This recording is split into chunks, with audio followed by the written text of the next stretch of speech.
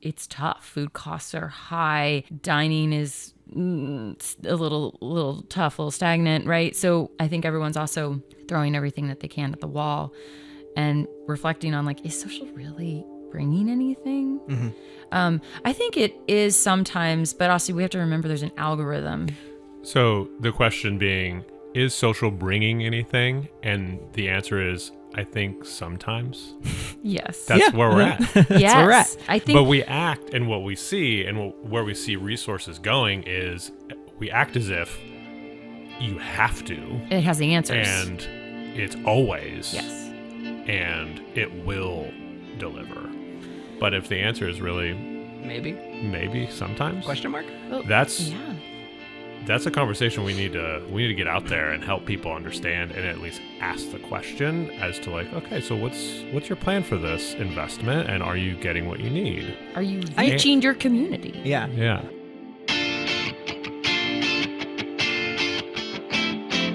Well, hello, hospitable humans. Welcome back to True Hospitality. Jake here.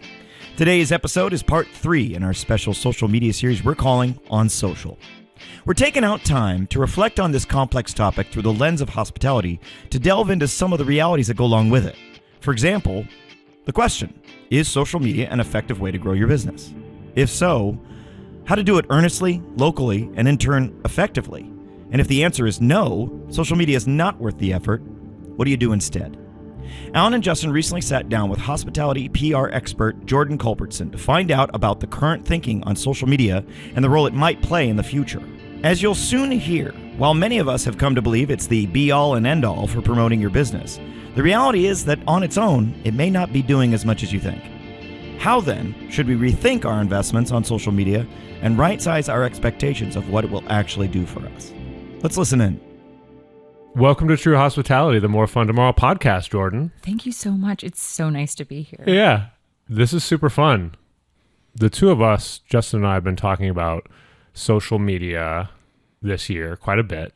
And, you know, I think we first were reflecting on social media's role in our culture and then our role as a company in people's lives and social media's role in our company. And that has led to all sorts of, you know, kind of revised thinking and exploration as to what should we think about going forward. And we thought it'd be fun to talk to you, one of our favorite people. Guys. It's true. You know, an excuse, but really this is like the perfect subject for us to pull you into a conversation. Jordan Culberson is a PR aficionado, consultant, provider, partner. I'll let you kind of talk about that work that you do. But when I was thinking about this conversation, I was thinking about what is PR, and it turns out PR is public relations. Yes. That's what hospitality is. I know. It's pretty cool. They're very connected. Yeah. I like this little corner of the world where they intersect, PR Yeah. and hospitality. Yeah. But we're kind of just recording a series of conversations about social media for the True Hospitality podcast, and we wanted to get you in on the fun. So here we are. Well, thanks for the invitation. Yeah. Have you done podcasts before? This is my first. Wow. Oh, that's awesome. However, I listen to a lot of podcasts and I have a lot of experience at least listening, but first time joiner. Yes. Thanks for the invitation, guys. Yeah. Justin, what have you been thinking about in anticipation of Jordan joining us in our little, you know, podcast world here? I mean, I've been thinking about a lot of things. I think that I was thinking, as it relates to Jordan, I think I'm curious about, first of all, just how your journey brought you to hospitality specifically. Why, of all the things that one could do, PR for any industry, why hospitality? Like, what was it? Because I think that perspective is interesting. That's a good question. Well, I think you both might know this, but I actually started on the other side and actually was like a server. I never tended bar. You were way better at that than I am. But I started as a host and server and did that for years. And I also simultaneously started doing PR for a small independent hospitality firm. And so I got, during that period, the lens of both sides and what it takes to, I guess, work together collaboratively. And yeah, that time actually, like working within restaurants, I knew I couldn't handle the hours forever. I have so much respect for the physicality of the industry, but I just knew that I'm a morning person. And so those late nights kind of drove me bonkers. So eventually I was able to transition to PR full time, but I did not want to give up my hospitality connection. I think that that's storytelling, that's community building right there. Like at a corner little restaurant, I'm thinking of the restaurant I worked at in DC, and I lived a block away, and I knew like almost every single person who came through the doors. And there's just something so special about that in real life, that knowing your neighbor, serving, taking care of each other. And that's why hospitality. And that's why, like, I've dabbled in all sorts of PR. I actually started, my first job was in global, like at a global PR firm in DC. It was public affairs PR. So just like, that's the Bureau of Engraving and Printing. We were like unveiling a new $100 bill. Ooh. That was soul sucking. Do you have any like handouts left? Like, you know what? I might actually like a little memento. Yeah, that'd be great. Also, as like a lesson of like, don't go down that path. Stay with the people who know how to tell a good story and take care of people. So that's why hospitality. Yeah, I've dabbled in other things, and it never clicked for me. So this was a way to stay tethered to it. Very cool. Awesome. I like that you mentioning thinking about hospitality and that industry as an avenue for community building, because that's something we talk a lot about and something that I want to come back to later on in this conversation. But I'm sure, I mean, how long exactly have you been doing this with the hospitality industry in your career? Like, how many years? It's starting to get up there. But I know it was So you're getting really good at it. Thank you. So I started my own firm 5 years ago, almost. This June it will be 5 years. But I have been doing hospitality adjacent PR for the better part of a decade, probably a little over that at this point. I actually, no, way over 15 years, you guys. What am I talking about? That's amazing. That's cool. So you've seen the industry change a lot. Like, I mean, I worked in it for about as long, and I think that, I mean, we met way before the pandemic and worked together. You were doing PR for a restaurant that I was at. I was curious too, thinking about like, if you can talk a little bit about how you've seen not just the restaurant industry, or how the intersection with PR and media, and because I know that, you know, social media is an aspect of all of those things, and it's not necessarily like the only thing, although it kind of feels maybe like people will equate social media and PR and all those and marketing as all being the same thing. But I'm sure you've seen a lot of shifts. Can you? Yeah. Well, I love that you tell me. talk about the differences between social media, marketing, PR. I mean, to be completely honest, when I think of PR, like you said, it's public relations. Yeah. So it's all like, it's everything that you do outward that connects you to your community and the public at large, right? So I think they're all tethered. And oftentimes in my consulting work, I actually advise on all fronts. While I love specializing in storytelling with like more traditional media, say working with a journalist to tell a story for like a print publication, it's still the dream. That's kind of the beacon. I think that these days it's just a little more, the waters are a little murkier. Everything's all blended in, and like we've got a big soup that we're working on. But I will say the biggest changes over the time that I've been doing what I've been doing, which is, you know, consulting and advising restaurants and different brands. on how to communicate with the public is social. I mean, in 2010, I think it was Instagram started. I remember it started as like a little photo app, right? Like where you could just like layer, you could do some fancy stuff with your photos with your terrible nascent camera. I mean, it was just awful, right? I look back at the early Instagram page just for my own profile, and it was just pretty bad. But we saw that start to get integrated into our marketing from the restaurant perspective and become critical. And now I was just reading the James Beard Foundation. They did an independent report on independent restaurants for 2025. What's going on? What's the big trends? Like all of that. And, 73% of restaurants, independent restaurants, plan to invest more marketing dollars into social this year. So it's just like, it continues, it grows. It's like a beast. So I'd say that wave, right? That's been the biggest thing that I've observed. Then also, and I know we're talking about social today, but media changes. I mean, Google has killed journalism. There's a big statement, mic drop, but search and just how different publications are making money. I'd say that's in addition to how do you day to day use social media in your marketing. I'd say also equally, it's the changes in the media industry itself. So maybe in the past you would have advised investment in storytelling via traditional media outlets and building relationships with local writers, and in the hospitality industry a lot of times that's travel writers, food critics, folks that are going to come and connect with your place. In the past, that was just the world that we worked in, and we're courting that attention from these individual people in our communities.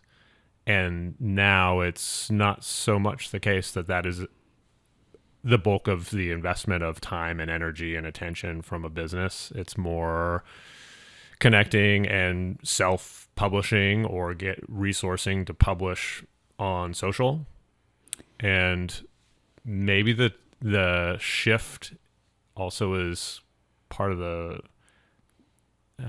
shift in attention and resourcing that we're doing is also changing where viewers are going and maybe having a causal impact on traditional media, to your point. So yeah, it's pretty dynamic right now, and I imagine it can be really confusing to understand what to do if you have a limited budget, if you're a small up and coming restaurateur or a small business owner that has some dollars for quote unquote marketing or PR, to know what to do with that and where to begin. So historically you might have said, well, let's figure out how to engage the local scene, and now is it going straight to social media as the first approach? We've definitely witnessed that emerging as the kind of the order of operations. But I will say, I mean, I will forever be, I was a journalist first. And so I do believe in the power of storytelling through traditional media, and I'll never give up fully. I just think these days, especially if you're a small business, and to your point, you don't have unlimited marketing resources and budget, you can't put all your eggs in one basket. You got to do it all. But again, I think the paramount, I'd say opportunity or challenge or just, I don't know, guiding principles like quality. It's quality with everything you do, whether it's telling your own story through your own channels, marketing and social, the quality of, working with writers and working with a publicist to potentially, place stories for you in local media. It's just about operating with a really, really well-intentioned and quality storytelling day to day. It's a lot. It's a tall order because you already have a business to run. Mm-hmm. Yeah. Yeah. And I imagine it really comes down to having a quality story to tell, and that comes down to having an exciting, real hospitality experience to talk about. Yeah. And looking at Instagram, it would be hard to it's hard to tell what's real and what's story there. But if you're a member of a community and you read an article by someone that is in your community about a local business, you're more likely to believe that is true. Right. And you might give it a go and go check it out, right? Yeah, the power of tastemakers, if you will, for lack of a better term. I mean, we've used the influencer term, right? Those that maybe make a living off of social media and the promotion of whatever they're, it could be travel, it could be city lifestyle, Portland things to do. But yeah, I'd say that it's again, it bridges back to the quality. Like, you have to have something to say. Yeah. Like, you can't play if you don't know how to play. Yeah. If you don't have anything to say, you don't have anything to say. You really have to be transparent. What's my ethos? What is my story to tell? And if you don't have time to think about that, you can work with people to help you develop it. Everyone has something to say. Yeah. I thoroughly believe in that. Everyone has a voice. So it's figuring out what yours is, and then how to use the channels, social media, email marketing, which I think is huge and growing, and I would love to dive more into that. And then also traditional media. So PR, when you say public relations or PR, a lot of folks, there's a lot of different things that come up for people when they hear that, but corporate PR is basically the spokespeople for corporate interests, telling the world that this product is safe and you can trust us, and this crisis that we've dealt with, and it's never going to happen again, and that kind of thing. That's one of the things that comes to mind for a lot of folks, I'm sure, when you say public relations. In your space, in hospitality, and what we're talking about is just trying to connect, I would imagine, connect a business with the public and make sure that there's a dialogue happening there about what's happening and why it's exciting or positive. Where might you start with a client, or how might you get involved with a business or a group of folks to start to tease out what that story is and where to go with it? Yeah, that's a great question. Again, like you said, there are just so many different PR relationships and so many different types of PR, right? Yeah. Like, I'd say in my little niche, in my little world here, it's about matchmaking and making sure that you've got the right personality fits for one another. Does someone understand your story? Does it light them up? I really believe, just like in social media, however it shows up, your excitement, your enthusiasm, your transparency, it shows up. It's visible for guests via literally in the restaurant. It's also visible on social media if you believe in your own story. So I think you need to find someone who's a strategic partner in the communications realm who gets it and really, really is passionate about working with you to figure out how to connect those dots, like you mentioned, how to connect you with your audience, build your audience, grow your community, and help you tell your story. So that's, I think, first, and you got to build your team. Yeah. Right. Not everyone, especially in, some medium to large size, like restaurant operators, big groups, they do have in-house PR, and that's awesome. I actually, back in the day, I was at Kimpton Hotels and I was on the restaurant side, and it was so cool. You had resources. We had people all over the country that we could tap into, ask questions, what's going on in your neck of the woods. But most, small businesses are different. They're just set up differently. You can't absorb that cost of having someone's paycheck, month to month. Like, you might be able to, though, decide that I'm going to have a consultant, and maybe I can afford someone who can come in and kind of fractional work, if you will, right? We've seen a big rise across all industries in fractional work. I think of PR for hospitality as the easiest way to get going is think about it like fractional CFO or whatever it is. Like, think about it like a fractional communications director, officer, whatever you will. Yeah. And find the right person. You build your team. What are What's the most common starting point for a company or a business to start dabbling in this area and realize, hey, I don't have any fraction of PR. Let's get a fractional PR person. What's the most common starting point or perceived need that someone has that leads to them reaching out and saying, hey, let's talk about talking to everybody about what we're doing? Yeah. What's the most common thing? That's a great question. I mean, if you're starting from square one, you've got to build everything, but that's an exciting moment. Let's say you're starting from square one, you're building your first restaurant. Yep. What the heck do you do, right?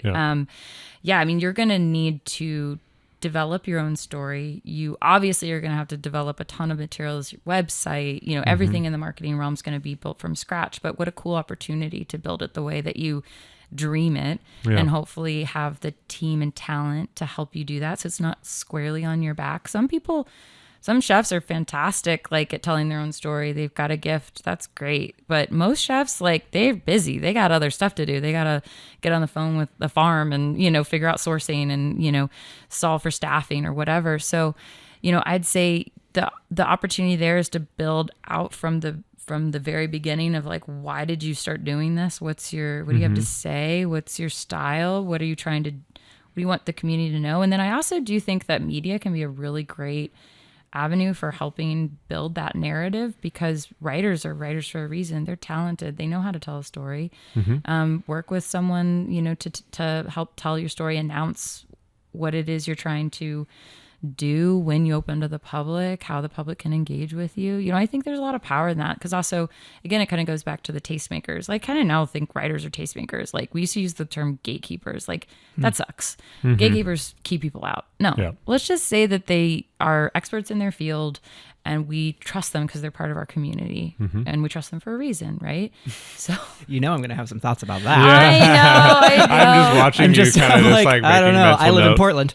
Oh, well, the Portland Got media some thoughts about the landscape. Portland media gatekeepers that work in food media here. Oh, well, I will stay off the record on some of these things. That's fine. We won't get into it. No, Everyone's on a journey of learning and yeah. discovery, and we've all been through quite a bit. It's true. And journalists have been through a ton. Yeah. And media landscape. Oof, y'all. I just feel for my writer friends right now. But so I mean, back to the question though, Alan, I think like that's where I would start. It's like you start from square one. What is your story? Take your own stab at it and then bring in people you trust or that you would admire, respect to help expand and amplify that story. Yeah. I'm sure there's a fairly measurable return on investment when you've engaged in local media and a good article or a mention in a food section or a food, publication comes out. You can gauge the impact of that when that lands and the subsequent business period and what people are saying as they come in. Oh my gosh, I had no idea that you were here. And then I read that article and what I read was we got to try this dish or whatever. There's certainly it's a felt return on investment of engaging with the local media, at least historically. That's been an experience that I think a lot of us have had. When it comes to leveraging social media, how do we need to understand that impact and that return on investment? What would you advise we think about? Because social media goes to the planet, not to the local like readership base of our neighbors and community. And we might get excited about the engagement that our post is creating, but how do we know whether putting more resources into more social media to drive that engagement upwards is actually going to lead to impacts on our business? Yeah. I mean, and what do you advise your clients on that? I mean, honestly, the last especially few months, but ramping up to now, it's been like our world is topsy-turvy and it's changing a lot. There's a lot going on in the world. We talk about that around here too. I don't know if you've heard that. Don't know if you know. So we're taking things one day at a time, right? But I will say, and a lot of people are, I think, having this almost come to Jesus moment. It's like we're at a paradox. It's like, is it worth it anymore? And for some businesses, they've built their communities online and they see great traction, foot traffic. As a result, I have a ton of case studies where like we work with a content creator, they come in and boom, that immediate foot traffic like spike is awesome. However, it's momentary and it's not sustainable. So Are these those influencers you talk about? yeah, influencer. I feel like there's so many, they need a better term, right? Like mixologists need a better term. Yeah. So I call them content creators. Yeah, no, that's like the tastemaker version Yes. of like the gatekeeper tastemaker relationship. Yes. Okay. I guess that's my small effort to just respect the work that they do. Don't get me wrong. There are some bad influencers out there that just are trying to eat for free and, You're providing some public relations services to influencers right now. Yes, I am. Yeah, good. Yeah, totally unsolicited. You're welcome. I'm sorry. Please don't hate me. But back to, sorry, your question, Alan. I think there are definitely examples where that ROI is apparent. Yeah. But I think it's getting murkier. And I think it's causing and I think a lot of people as humans were burnt out on the platforms. And so then all of a sudden you're asking a small business operator, let's say a small business restaurant or a small restaurant, to be just saddled with the weight of their operations plus all of this marketing and responding to DMs quickly. Honestly, it leads to burnout and worse. I think a lot of people are at this kind of no to that. Yeah. That sucks. And no one deserves that. I mean, and then there's the question of, okay, so then do you hire someone to do that for you? There's a cost to that.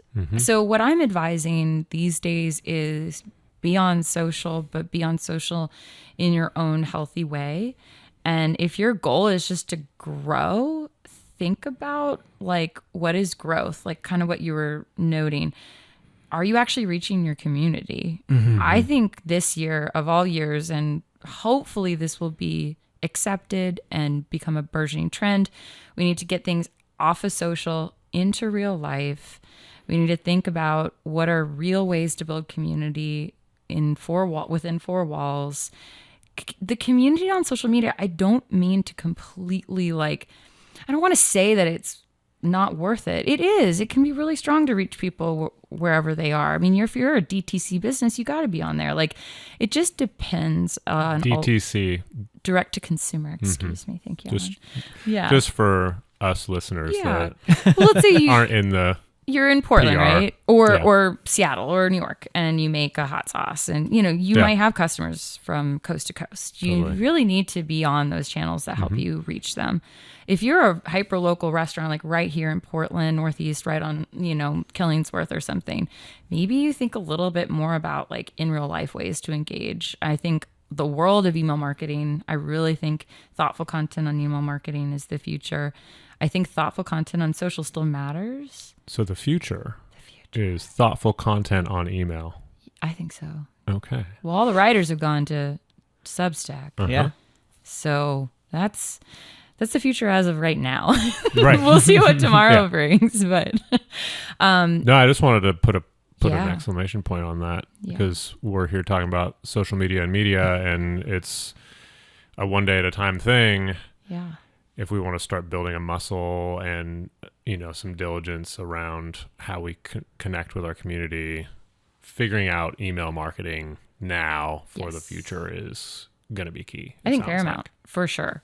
And I think thinking about, there's this, so Kevin Kelly a long time ago in like 2008 wrote this or created this theory of 1,000 true fans.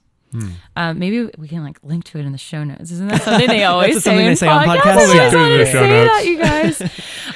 How do we do that? Thank you, Jake. Jake's like, I got it. But it's essentially boiled down. I think it applies to social because it essentially says that, I mean, and his theory applied to creators, artists, and then small businesses as well, saying that like all you really need is 1,000 people who are deeply invested in your business, and maybe they spend $100 a year on you. This is, I think, more the creator artist kind of hat, is restaurants might need a little more, but these days at least. This was also written in 2008, very different time. But I think the world of that theory, and I love that I've seen it kind of percolating up recently. It's coming back into the forefront because I think that was it. Like that's everything for small business marketing. And you can do that on social. You can have a really, I've seen this with a couple creators in Portland, Kamiko Mutsada. She's an amazing connector in Portland. Damn. Can I say damn? Like she has built a community, and it's niche, but it is highly motivated. I was at an event that she did last week with 200 women in food, passionate, stayed to the end. There was a panel discussion. They are they're there in real life, like within the four walls. And that was what she built via social media. She works a lot with local restaurants as well, and she's done great things. But I think of her as a great case study. I've connected with now 3 people in real life that have been to that went to that event, and all give it rave reviews. And I think they all also told me that there was this just craving to be in real life in part of community that led to this unexpectedly, high turnout for that event.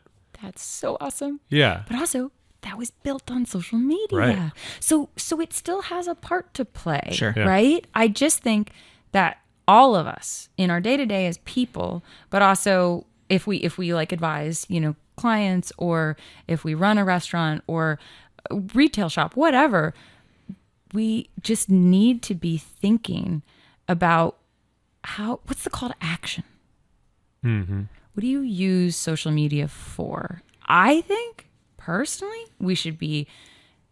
the call to action should be get in my business, get to this event, build your community, connect with people. Versus stay here on We got to get out. this On the internet. feed Yes. and participate in this endeavor that It's a silo. definitely benefits the Someone else. 1% that Billionaires. own the platform. Someone else. Yeah. Yeah, exactly. Yeah. And that's in the back of my mind as we're talking about all this. And I'm thinking about conversations that Justin, you and I have been having recently around this moment in time, which, to your point, Jordan, you were saying feels like it's kind of a day by day shifting topsy-turvy world right now. And that coupled with the fact that we don't necessarily always know how much our investment is coming back to us, but we definitely know that more investment on these platforms benefits the platforms, and they're not just spreading the good word and connection. They are, mining some data and monetizing that and all of those things. And I think that's also part of this moment of pause and reflection that people are having, is what are they a part of and contributing to, and how does that feel to them? And then how does it also feel to ask others to do that work, or others to connect with them on these platforms that are benefiting more than themselves? And then where those resources end up going is a whole nother conversation that's happening right now. But what are you been thinking about, Justin, as you hear kind of this, like, there's definitely this like tenuous relationship between trying to connect with people first online and then direct them to connect in real life, and then the work to do that is sometimes, it sounds like, creates burnout. And what I'm do we thinking, do with that? debacle I mean, I think or conundrum. I think the first is just framing this as the notion that social media or telling your story or engaging in social media community, quote unquote, like I don't think it's a conversation as much as they being the like platforms want us to think it is. It's a monologue. It's you shouting into the void and hoping that somebody on the other side is listening. And then it's people shouting back at you. And that I think, Shouting. creates a psychic toll on you or whoever you hire to answer those DMs and read those nasty comments. Like I just was thinking a second ago that like I was thinking about it as the Yelpification of social media and the idea that like Yelp was not traditionally thought of as social media, but if it's an opportunity for people to post their thoughts and feelings in a place where others will read them, that is social media. So and I think a lot of restaurant owners and social media managers around the country are sick of having to respond to nastiness because it's not a conversation, it's a monologue. And so I think that remembering that and sort of bringing that to presence in the way that you engage with social media as a platform or tool that you're using for your marketing, I think is an important sort of thought to put into your head that like, this is not actually community. This is not actually a conversation. This is a megaphone and I can use it and hope that somebody will respond in a positive manner and follow the direction that I'm shouting through my megaphone. But and then I'm going to be on the lookout for shouts that are coming back that I need to address and like either, get them offline so that no one else sees the escalation of that, or I need to de-escalate that here. And, sometimes that's a big part of what a social media manager's job is to be on the lookout for negativity and figure out a response to that. And just sitting in a place of negativity is hard, so anxiety and producing, and not just thinking about bummer. What your response should be, but also like what your values are around that. Like I think that in a perfect world, everybody that engages with you on social media would like you and want to support you and come visit your business and say nice things. But assuming that that's probably not true, what do you like? How do you respond to every comment? Do you answer every DM, or do you turn that off? And then do you deal with like backlash that comes with that? Because I've seen that happen too, where they're like, oh, they turn their comments off. They don't want to talk about blah, blah, blah. Yeah. So I don't know. Those are just things that I was thinking about. And then I was thinking about sort of I think one of the things that we think about in marketing and business in general, which is something that we've all kind of been raised with, is the notion that our economy functions on the concept of competition, that in order for businesses to be successful, they have to have outcompeted the business next to them. And I think that runs counter to conversations around community and community building within an industry, within a city. And so I'm wondering, just throwing out the question, how you feel about, both of you, like how you feel about that idea of what I see as being a good idea is trying to shift the mindset from competition to collaboration, and using your social media platform. If you are a, prominent, popular restaurant with 20,000 followers, as an avenue of pursuing collaboration over competition, of community building over isolationism, and we're trying to promote IRL experiences, like, is there something to be said about saying like, hey, the restaurant down the street is also awesome. We support them and we want you to support them too. Yes to that. That's hospitable, and that's building just a more abundant, richer base of engagement in the industry, and it's creating something positive in the world. And I think that's what people are really seeking right now, is they want to be a part of something positive. But I totally agree that this approach of I can't win unless someone else loses is like, no one really wants that energy in their life. And it's definitely not good for your business to tear down another or to pretend that you're the only one long term, because it's not creating a richer it's not creating an environment where people just have this collective value for hospitality where you are. That It creates a nasty form of leverage also that consumers can use over a restaurant. If you can come in and say, like, I hate you, I'm gonna spend my money somewhere else, and as a business that scares you, or that like causes you to react in some way that is like counter to your values or to your like product or whatever it is, like, that sucks. That's an amount of power that I don't think you should be willing to cede to somebody else. You should say, good, go spend your money somewhere else. It helps me. It helps my community. It helps the people around me that I care about. Those of us that have been in the industry for X years or a long time, whichever you want to say, know that we're actually all part of we call it the industry.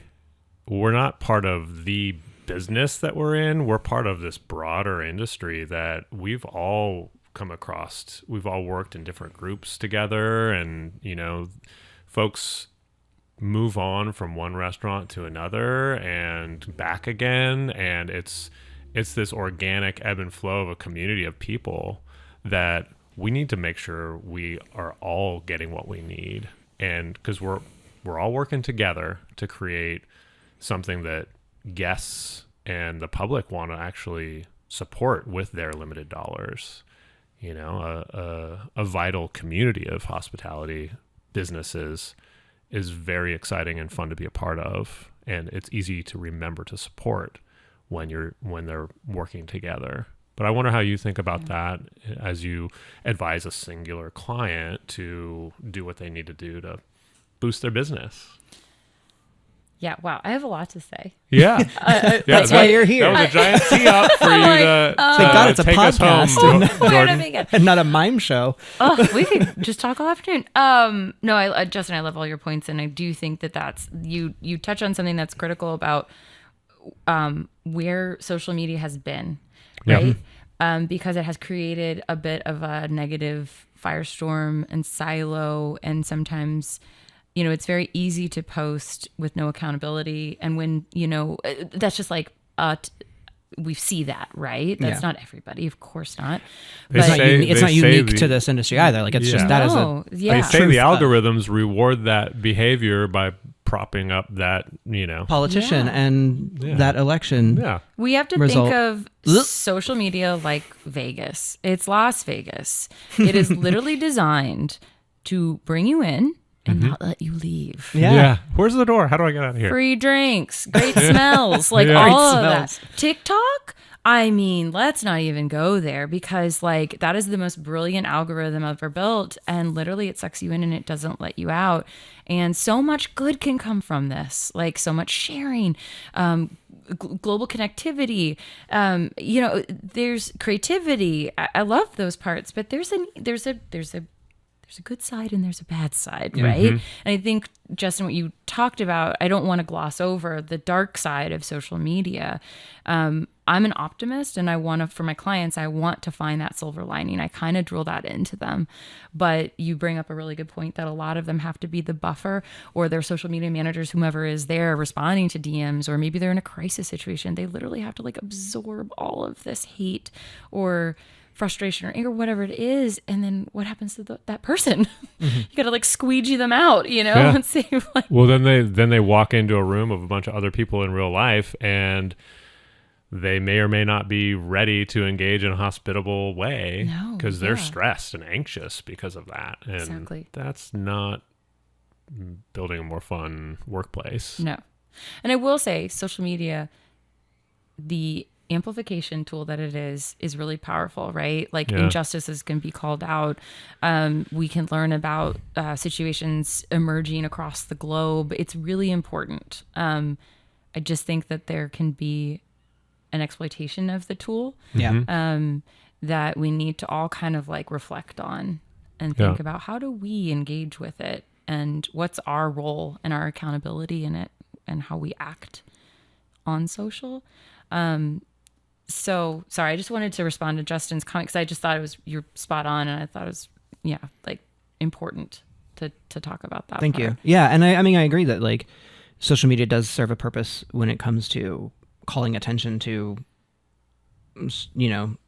injustice and issues around the world and within our communities.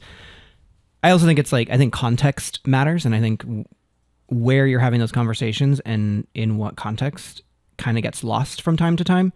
And I think that, while I definitely believe that restaurants have always been the incubator for the best ideas that have ever come out of culture and society, because that's where do people go? They eat, they hang out together, they talk, and they cause revolution. Yeah, they go get in restaurants. They go drinks or coffee, or they dine and talk for a long time. But they salon culture. Salon culture, yeah. But like where a restaurant may be historically that like space, it should not necessarily be thought of as the arbiter of social justice or change. Like it can incubate those things, and you should go there and share your ideas over food and wine, but you can't expect the restaurant to be the change maker that I think, and this happens not just with restaurants, it happens with lots of businesses where people are outraged about something and they expect you to take a stand, or they expect you to like have some sort of policy change or like speak up for some cause where it's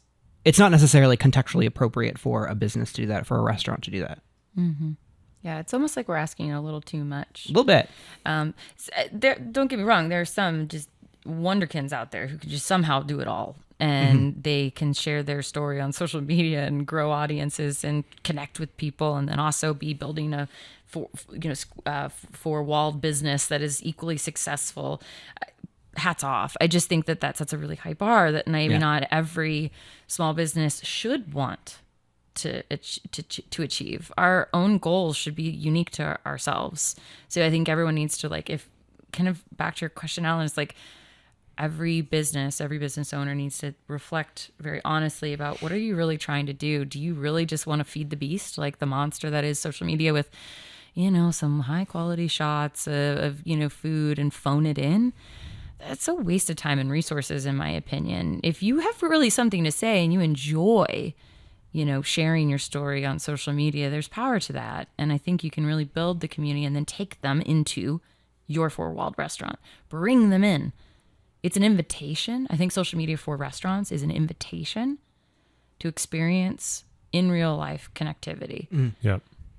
It sounds like this is a really current topic in your world, and I wonder if it's been pretty recent that this has started to percolate out there. This reflection on social media's role and the very real nature of it being powerful, and that it is a tool that we need to be intentional about how we're using it.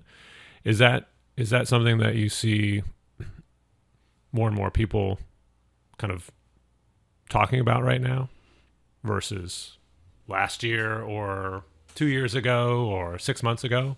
Yeah, absolutely. I think it's been bubbling up, but I think given world events, our election after the inauguration, it does seem like there was a bit of disengagement, like broadly, like a lot of people I know, a lot of businesses are just reflecting on where are we at, kind of what you were touching on earlier, Alan, and Justin, you too, about who gets my data? Who gets this that I give all my all? Wait a second. Where does it really go? I think a lot of us as people, as humans, are just reflecting on that. I think as it pertains to business, I think businesses are, it's tough. Food costs are high. Dining is a little tough, a little stagnant, right? So I think everyone's also throwing everything that they can at the wall and reflecting on is social really bringing anything? Mm-hmm. I think it is sometimes, but also we have to remember there's an algorithm. So the question being, is social bringing anything? And the answer is, I think sometimes. Yes. That's where we're at. Yes, where we're at. I think sometimes. My official report on that. I think. But we act, and what we see and where we see resources going is we act as if you have to. It has the answers. And it's always. Yes. And it will deliver.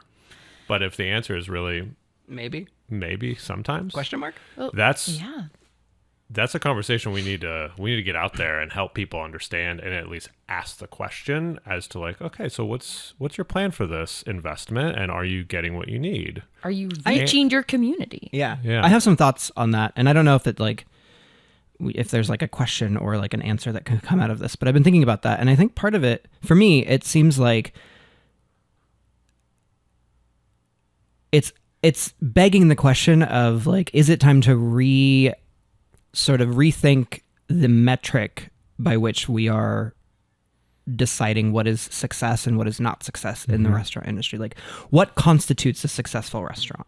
Because I think that I'm getting a feeling sort of that the idea of a successful restaurant that is able to utilize social media to attain a level of not, I guess readership is not the right word, but like attention from media, attention from organizations like the James Beard Awards that, I mean, you cited earlier that kind of made me think about this, that like, you know, that statistic that 73% of independent restaurants are diverting more of their resources towards social media, which means like 20 something percent are not doing that. Who are these people that they're asking? Like, they're asking people that are on the James Beard Awards email list.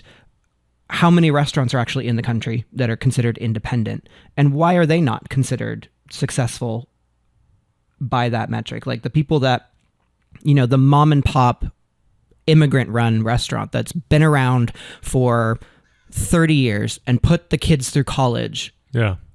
Why is that not included in the conversation of what a successful community-based restaurant is? Like, I think there is some like unanalyzed bias and possibly some unanalyzed racism and white supremacy that goes into this conversation that we're talking about, whether we've like mentioned it or not. Like, you know, Jordan, your clients are of a certain caliber. The restaurants that I've worked with are considered of a certain caliber. The restaurants you've worked for, Alan, were of a certain caliber that are thought of as successful by certain qualifications that doesn't take into account those other smaller restaurants that have in their way achieved a level of success without social media, without local media, but by focusing on their community and the people that live around them and the people that they serve. And I think that's like I think we have more to learn from them than I think we're willing to like acknowledge in the conversation. 100%. I couldn't agree with you more, because they're the benchmark. They're doing everything in real life. Yeah. To build community, to just do good day in, day out. If you build it, they will come. And if you're hospitable to the people that do come, they will come back with friends. Yes. That's how hospitality works. Yes. And the question I have, so yes to all the things that you just said, Justin. I think that's wow, all of them. Yeah. Yeah. Every once in a while, 10 for 10. Every once in a while, I have to say that. Thanks. But yeah, this idea that, and I don't know exactly what this statistic was talking about, and we can dig into the weeds on that if you want, but this idea that 73% of independent restaurants are going to divert more resources towards social media in the next year. I wonder where those resources are being pulled from. And I wonder if those same restaurants are also investing more this next year in their workplace culture and internal hospitality, and or even just paychecks, and and building a positive, resilient culture in their businesses, their coffee shops, their bars, their restaurants, etc. And I would venture to guess that with the increased expenses with everything else, they're not going to pay less rent. They're not going to pay less for food and beverage. They're not going to pay, they're not going to opt out of paying wages that are competitive enough to attract workers. They're probably going to just extract from some aspect of the workplace, or defer some sort of upgrade or maintenance or something like that. And I think the walk-in still breaks down. Yeah. And so this idea of like what a successful, like what is the metric that we want to champion in the world and talk about. We don't often talk about healthy workplace culture and the, you know, the average tenure of a team member, and that doesn't get a lot of airplay. You know, stability isn't sexy. Yeah. But that's the kind of thing that I think goes along with what you're talking about, As Justin. a Taurus, I disagree. But I think that's what I worry about is like, okay, we're just putting more of our finite resources in this external basket.